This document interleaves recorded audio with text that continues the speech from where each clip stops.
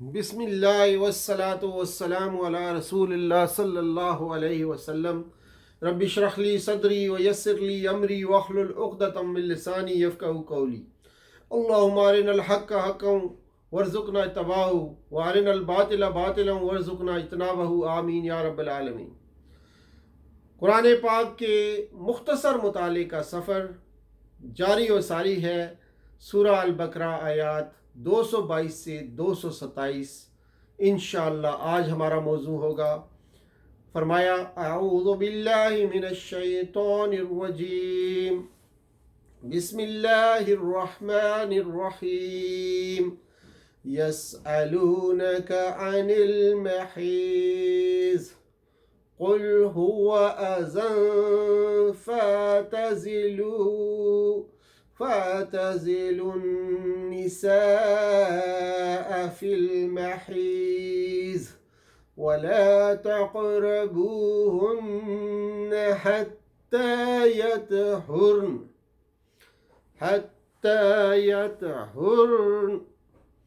فإذا تطهرن فأتوهن من حيث أمركم الله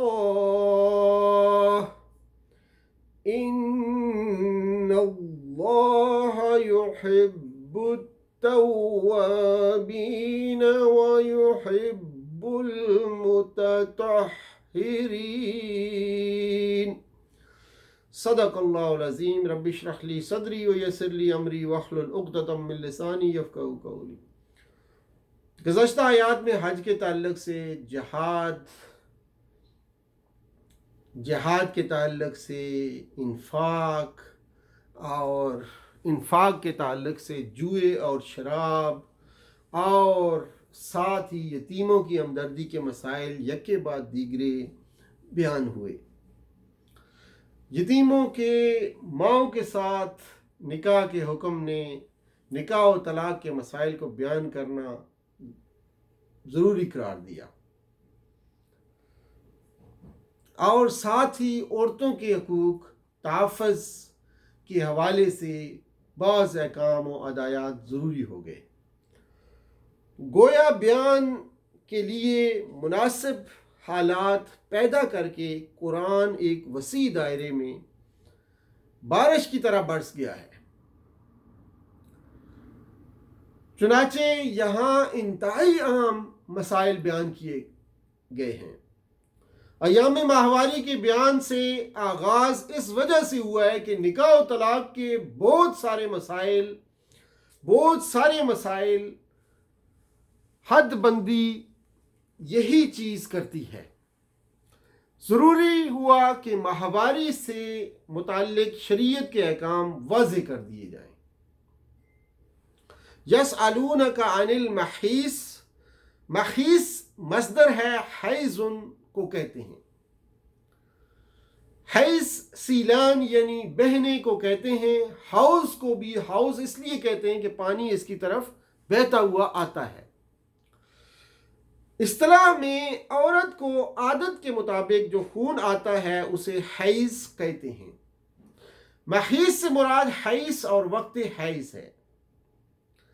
اذن ہر مکروہ اور ناپسندیدہ بات کو اذن کہتے ہیں، یعنی یہ بیماری اور گندگی ہے. اعتراض ازل سے ہے، عین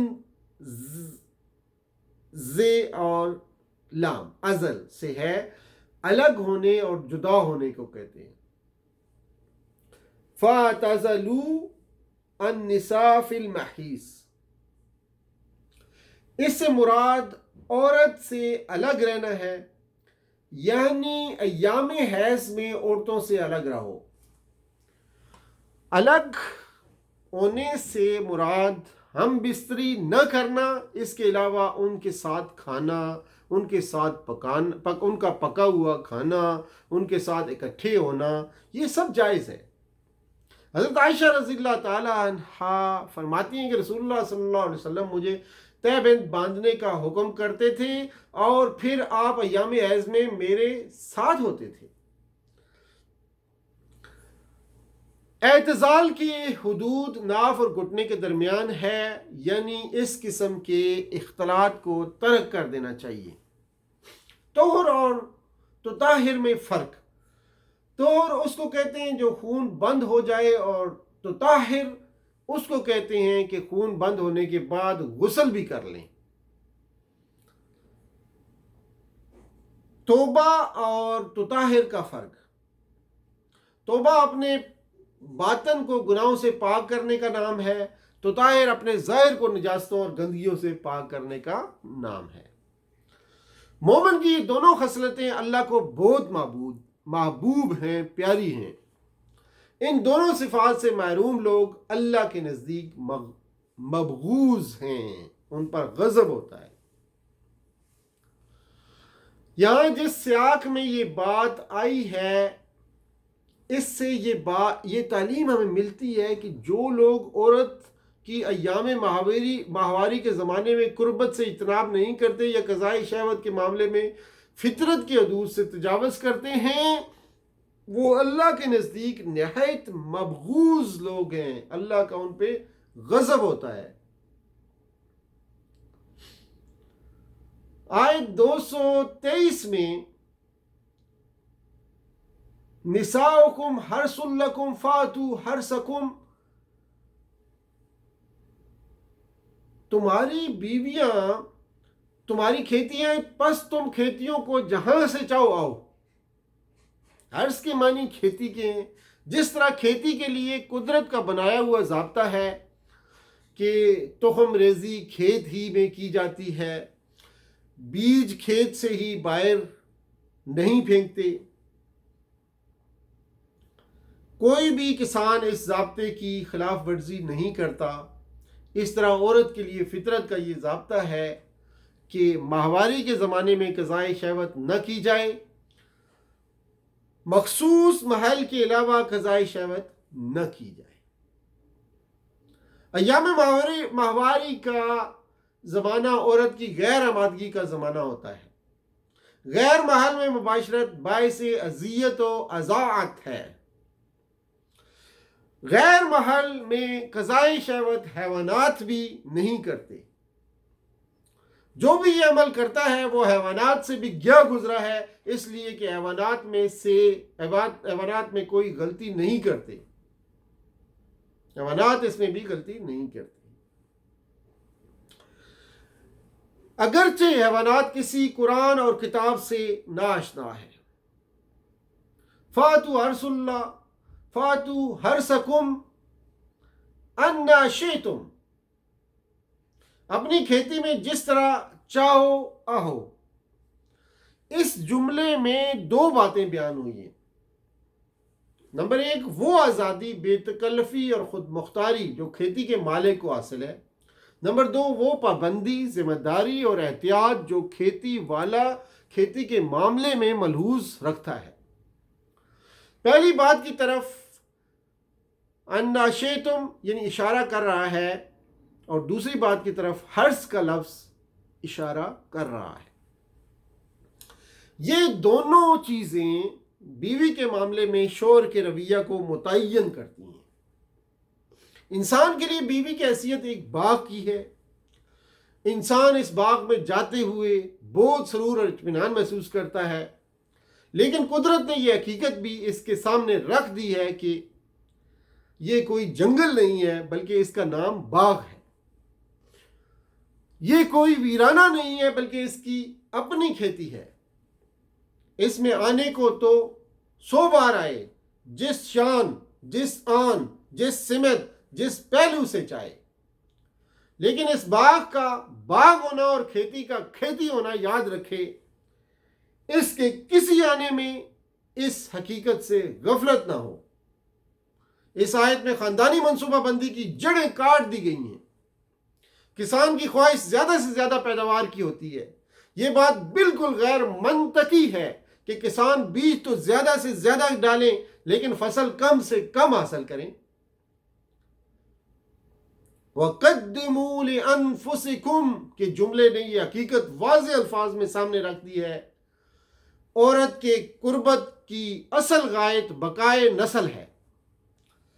لذت اس کا صرف ضمنی فائدہ ہے، اس لیے ہر وہ طریقہ جو اس مقصد کو ضائع کرنے والا ہو، خالق کی بنائی ہوئی فطرت اس کے تقاضوں کے خلاف ہے۔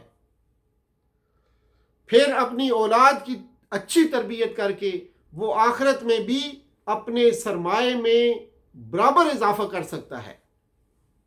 اولاد صالح کی نیکی ماں باپ کے لیے صدقہ جاریہ ہے۔ آیات 224 اور 225 اردتن کے معنی ہدف اور نشانہ کے ہیں۔ مطلب یہ ہے کہ اللہ کے نام پر بے ضرورت اور لا یعنی قسمیں مت کھایا کرو، یا ایسی قسمیں جو نیکی اور تقوی اور مقصد اصلاح کے خلاف ہوں۔ نیکی اور تقوی کے خلاف قسموں کے لیے اللہ کا نام استعمال کرنا نیکی اور تقوی کی جڑ کاٹنے کے مترادف ہے۔ حالانکہ اللہ کا نام تمام نیکی اور تمام خیر کا سرچشمہ ہے۔ بر، تقوی، اصلاح کے تینوں لفظوں نے خیر اور نیکی کے تمام اقسام کو جمع کر دیا ہے۔ بر ان تمام نیکیوں پر حاوی ہے جس کا تعلق والدین سے، رشتہ داروں سے، مسکینوں سے، یتیموں سے، دوسرے حقوق العباد سے ہے۔ تقوی ان نیکیوں پر حاوی ہے جو حقوق اللہ سے متعلق ہیں۔ اصلاح سے مراد وہ نیکیاں ہیں جو معاشرے سے تعلق رکھنے والی ہیں۔ اگر کوئی شخص اللہ کے نام پر ایسی قسمیں کھاتا ہے جو نیکی، تقوی یا اصلاح یا سچائی یا عدل کے مخالفت کے لیے ہے، تو اس کے معنی یہ ہوئے کہ وہ اللہ کو خود اللہ کے خلاف اور شیطان کے خلاف حق میں گواہ بنانا چاہتا ہے۔ اس قسم کی تمام قسمیں خدا کے ساتھ مذاق کی ہم معنی ہیں۔ ایسی قسمیں کھانا جائز نہیں ہے۔ اتفاق سے کوئی شخص کھا بیٹھے تو اسلام نے اس کے توڑنے کا حکم دیا ہے۔ قسم کی 3 قسمیں ہیں۔ پہلی قسم کو کہتے ہیں یمین غموس، یہ جھوٹی قسم ہے، اس کا تعلق گزشتہ زمانے سے ہوتا ہے۔ جیسے کوئی کہے اللہ کی قسم میں نے یہ کام نہیں کیا اور حال یہ ہوتا ہے کہ وہ کام کیا ہوتا ہے، یا یہ کہے کہ اللہ کی قسم میں نے یہ کام کیا ہے اور حال یہ ہوتا ہے کہ وہ کام نہیں کیا۔ یمین غموس کبیرہ گناہ ہے، اس کا کوئی کفارہ نہیں سوائے توبہ کے۔ دوسری قسم کا نام ہے یمین منعقد، اس کا تعلق مستقبل سے ہے۔ جیسے کوئی کہے اللہ کی قسم میں یہ کام ضرور کروں گا اور پھر نہ کرے، یا یہ کہے اللہ کی قسم میں یہ کام بالکل نہیں کروں گا اور پھر کرے، اس شخص پر کفارہ ہے۔ حدیث شریف میں آتا ہے کہ جس نے کسی بات پر قسم کھائی پھر اس سے ہر بہتر چیز دیکھی تو وہ کام کرے جو بہتر ہو اور اپنی قسم کا کفارہ دے دے۔ تیسری قسم کا نام ہے یمین لغو، یہ وہ قسم ہے جو بندے کی زبان سے بلا قصد وارد ہوتی ہے، نکل جاتی ہے۔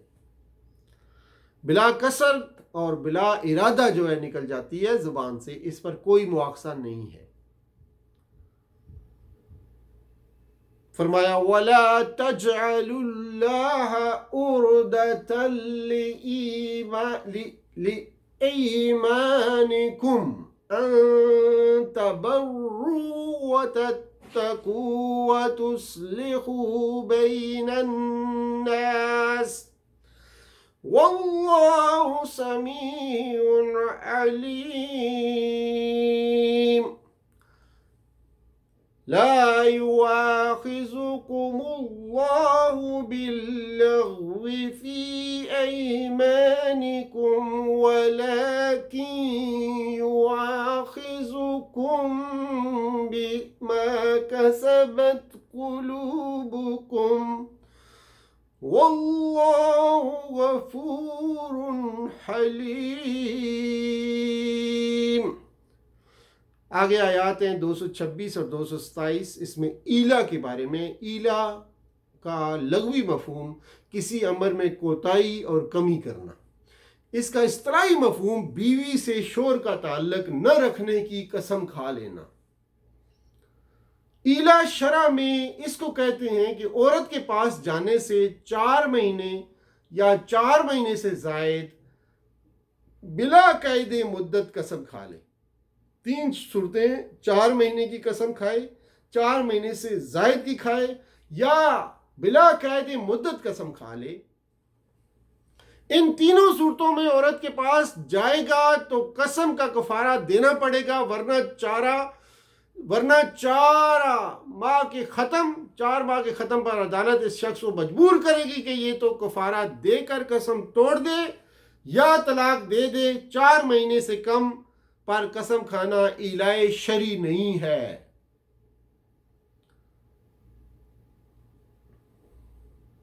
تو فرمایا للذین یولون من نسائہم تربص 4 اشہر فإن فاؤوا فإن اللہ غفور رحیم وإن عزموا الطلاق فإن اللہ سمیع علیم۔ صدق اللہ العظیم۔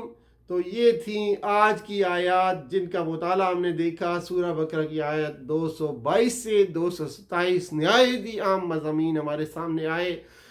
تو اللہ تعالیٰ سے دعا ہے کہ اللہ تعالیٰ ہمیں ان پر عمل کرنے کی توفیق عطا فرمائے اور دوسروں تک اس کو پہنچانے کی توفیق عطا فرمائے۔ وما علینا الا البلاغ۔ والسلام علیکم ورحمۃ اللہ وبرکاتہ۔